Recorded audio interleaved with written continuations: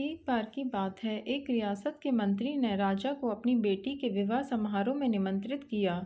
जब राजा अपने परिवार के साथ विवाह समारोह में पहुंचा, तो मंत्री उन्हें सम्मानपूर्वक विशिष्ट आसन पर बैठाने ले गए। मंत्री यह देखकर बहुत लज्जित हुआ कि एक सफाईकर्मी वहां बैठा हुआ था। उसने सफाईकर्मी को सभी के सामने वहां से उठा फेंका और उसे बहुत डांटा। सफाईकर्मी ने बहुत अपमानित महसूस किया और बदला लेने की योजना बनाने लगा। अगले दिन सुबह वह जब राजा का कक्ष साफ कर रहा था, तभी वह जानबूझकर बड़बड़ाया, राजा कितने नादान हैं। उन्हें पता ही नहीं कि रानी और मंत्री के बीच क्या चल रहा है। राजा आधी नींद में था। यह क्या बकवास कर रहे हो? उसने पूछा।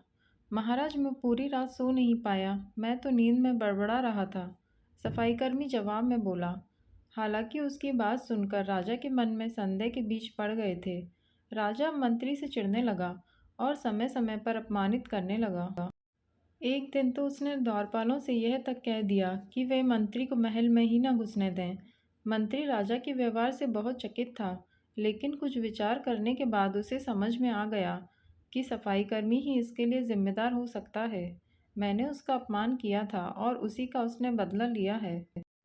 अब मुझे उसे दोबारा प्रसन्न करना होगा, तभी वह राजा की निगाह में मेरा सम्मान दोबारा दिला सकता है, मंत्री ने सोचा। एक दिन उसने सफाईकर्मी को अपने घर भोजन पर आने का निमंत्रण दिया और कहा, मेरे दोस्त, मुझे क्षमा कर दो। मैंने तुम्हारा अपमान किया था, मुझे गलती का एहसास हो गया है। इन सुंदर कपड़ों को उपहार के रूप में ग्रहण करो। चलो मेरे साथ भोजन करो। सफाईकर्मी प्रसन्न हो गया।